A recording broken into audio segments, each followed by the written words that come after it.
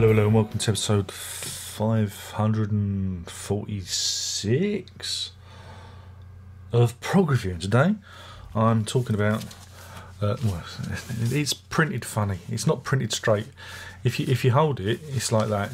See, look, so that's why it's on the Music for Vinyl label. But if you hold, it's printed that way, and the gatefold opens that way. But actually, they've printed it all the wrong way. But what is it? What am I talking about? I'm too busy going on about the actual record. It's The Road by Quiet World. He did what now?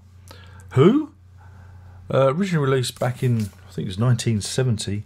I've avoided this record. I've avoided it for a very long time. Why? Why would you avoid this record? Why would you buy this record in the first place? Well, one of the reasons is because it features the very first debut of Stephen Hackett. Who?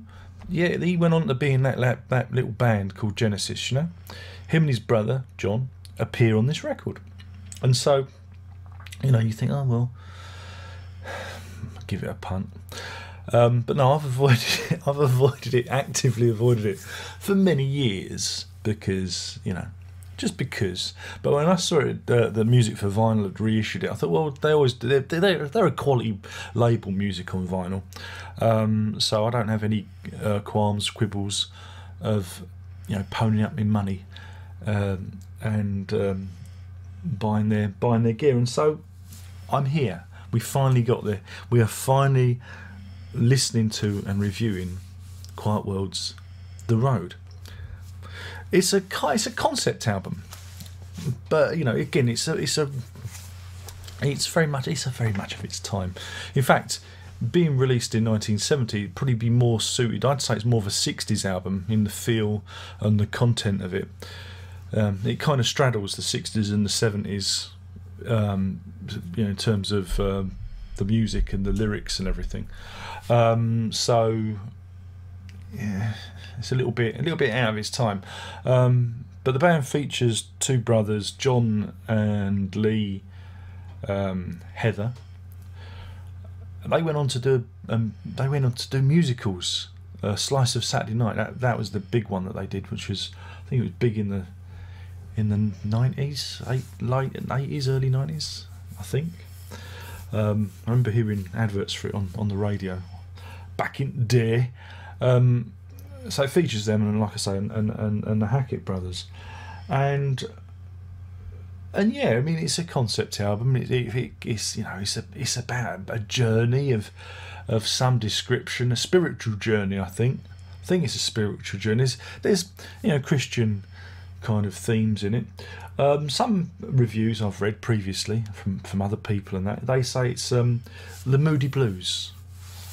I don't think so. I don't think it's that there's much that links it to Moody Blues. I see it being more linked to, well, there's two ideas here. The Pretty Things, SF Sorrow.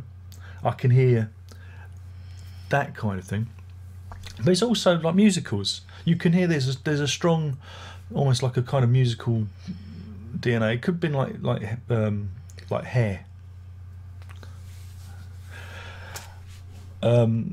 Musicals like that. I could imagine this being on stage, the way that they use they repeat themes and lyrics and whatnot. You know, I could see people up on stage singing this, and that, funny enough, they went on to do musicals.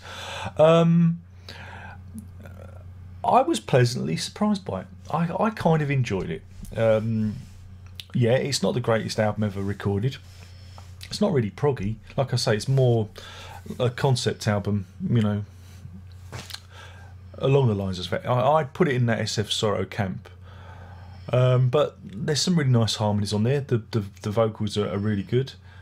But it's, you know, there's not a lot of meat to it. You know, not a lot of meat to it, but it's pleasant. It's a pleasant record. I was not offended by it. And I could see what they were trying to do. I guess they were trying to kind of ride on the coattails of that, you know, hippie dippy stuff. You know, it's a bit, you know, it's a bit contrived in that regard. I do think that they were trying to, you know, copy other people. Like I said, there's not a whole lot of originality on here. It's not original at all. It's not original work, but melodically and musically and lyrically, it's okay. It's a lot better than the debut by Genesis. These guys are songwriters. You can feel it. You know, there's you know, they have they are capable at this point. If you're turning up for Mr. Hackett's contribution, you're going to be sorely disappointed. For he's there, but there's again, you get the odd flourish, the odd moment, but I don't know if you'd even recognise it being Hackett's guitar work. Same goes for there's a little bit of flute work on there as well. But yeah, this is the early days of Hackett.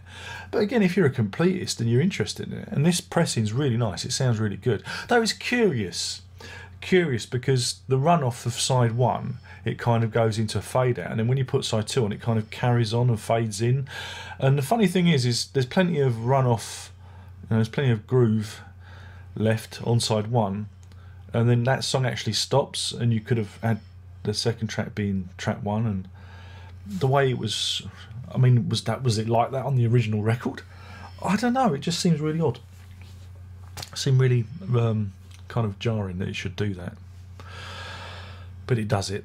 But that was an odd thing. But yeah, the pressing's really nice, and I'll bleat and show you. It's a nice the actual, it's a nice, because again, music on vinyl, I do, but like I said, it's like that, but the blooming thing opens like that, and then the lyrics are like that. So they're doing it deliberately. They're really annoying. And I think you can see there is a young Mr. Hackett there. Can you see him? Look at him there. Look at him. He's so young. And that's the band. You see? There's a motley crew, if ever you saw one. And there's the back. Which, oh god, it's confusing. But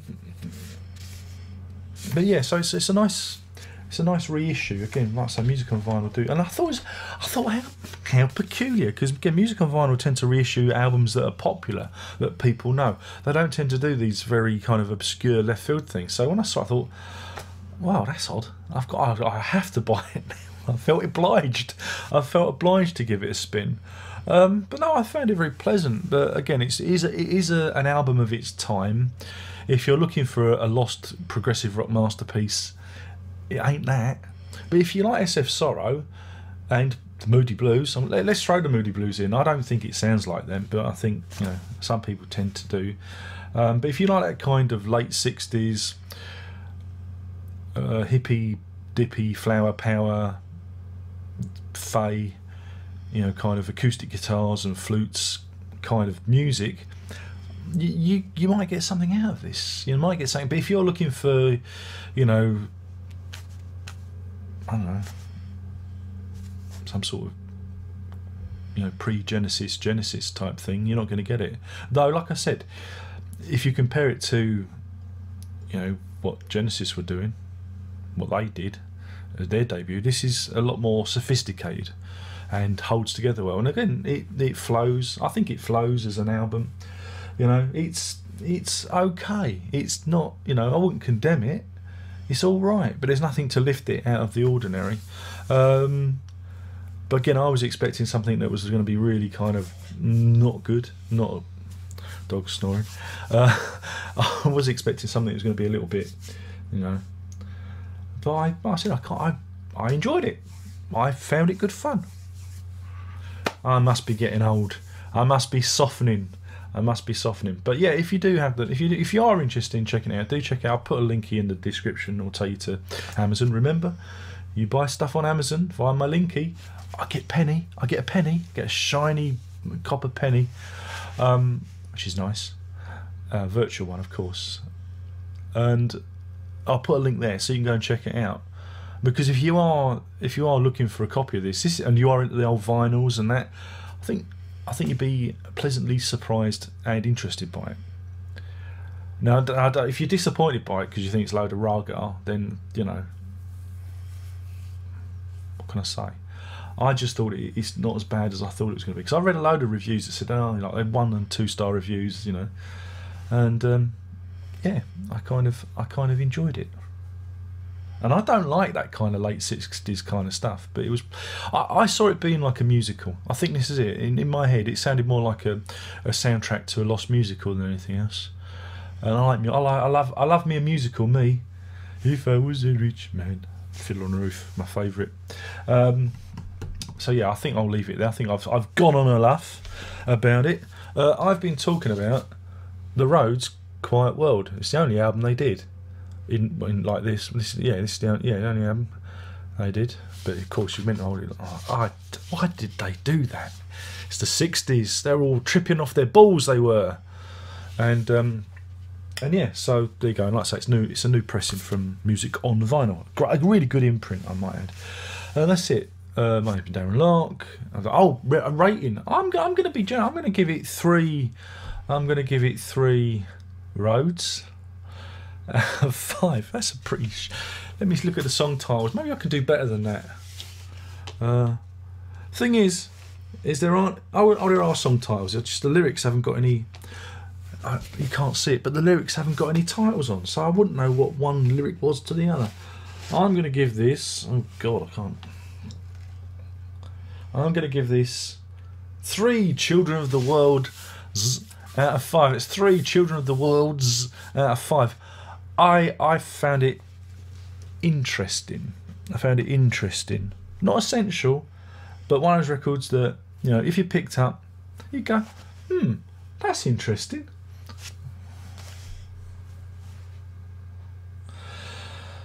Okay then. Thanks for watching. Don't forget to. I'm gonna do the YouTube shit, what all the other YouTubers do, because it seems to work. Don't forget to smash that like button. Let's go for 12 likes. That's a big number. That's what I usually get. Maybe I should stretch. Okay, 24. Let's go for 24 likes. Let's really push it. Don't forget to subscribe. Smash that subscribe button. That's how the kids do it. That's how the youngsters are doing, isn't it? Yeah. Smash that like button and don't forget the little bell. It tells you if Noddy's in. I think Noddy.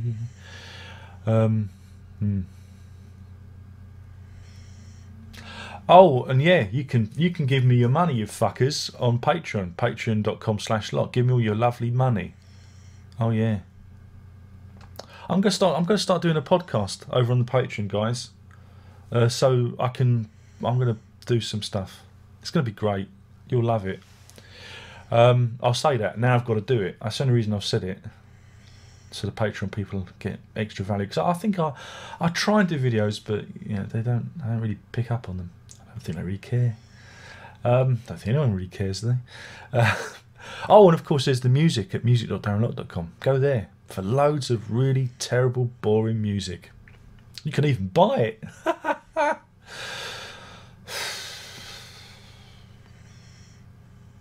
And then there's a social media, but I've been banned from Facebook again for a week. So Twitter, but I'm still on Twitter. I don't know what the fuck Instagram's about. Neither. Well, Google Plus is just a mystery. But on that, there's only one more thing to say, and that is Prog on.